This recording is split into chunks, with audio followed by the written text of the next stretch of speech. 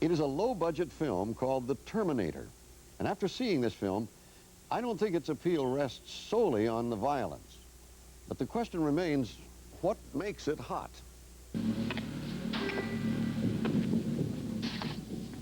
I'll be back.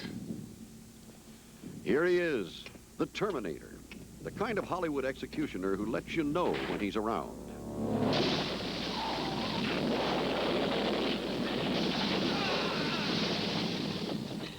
He's Arnold Super Hulk Schwarzenegger, pulling the trigger again and again and again, playing a pseudo-human, half-robot mechanical man who blasts his hitman role into a surprise hit. That's cool, man. What did I like about it? The killing. It's a B movie with an R rating that's doing A1 business. It could have been a bomb. Instead, it's a bombshell. Why? I think it's always surprising when a film like this, a B film, an exploitation film, sort of rises out of the depths. Because nobody in the industry really takes these films seriously. They're made on low budgets, and they're expected to make a certain amount of money. Peter Biskind edits the prestigious magazine American Film. He says The Terminator has made it by merging action, horror, and science fiction. Well, the elements that make it work, I think, are action, a woman in jeopardy, a killer who can't be stopped, and all set in a kind of post-nuclear science fiction-y environment.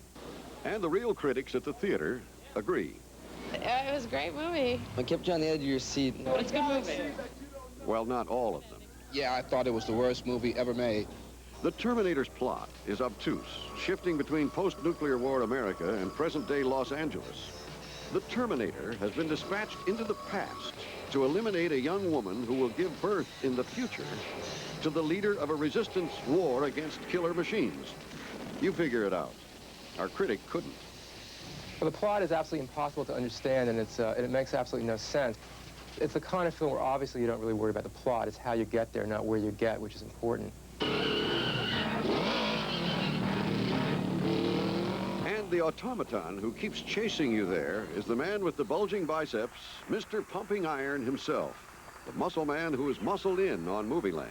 He's pretty awesome. Arnold Schwarzenegger, you know, the muscles. In this film, he's found his perfect role, a robot, which exploits all those characteristics about him which make him a bad actor.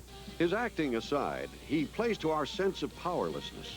And the enormous attractiveness of a figure like Schwarzenegger who gets what he wants by taking it. He walks into a disco club, doesn't pay at the door, and when the bouncer tries to stop him, he basically squashes his knuckle like a grapefruit.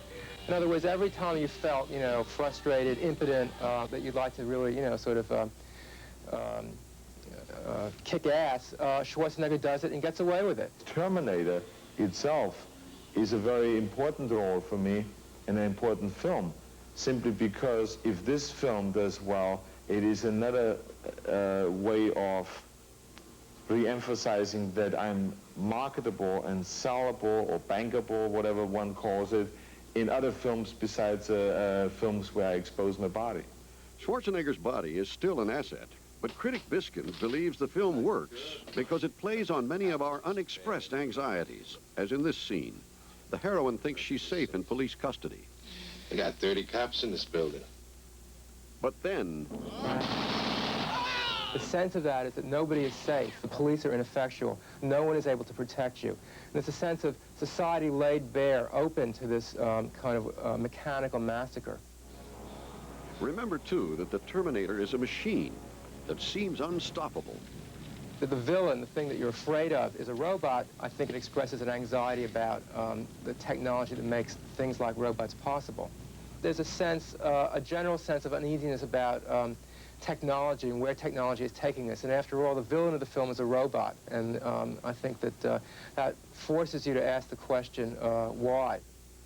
So a film considered terminal trash by some critics raises a few larger questions, appealing in its clever exploitation of our innermost fears and insatiable appetite for vicarious excitement.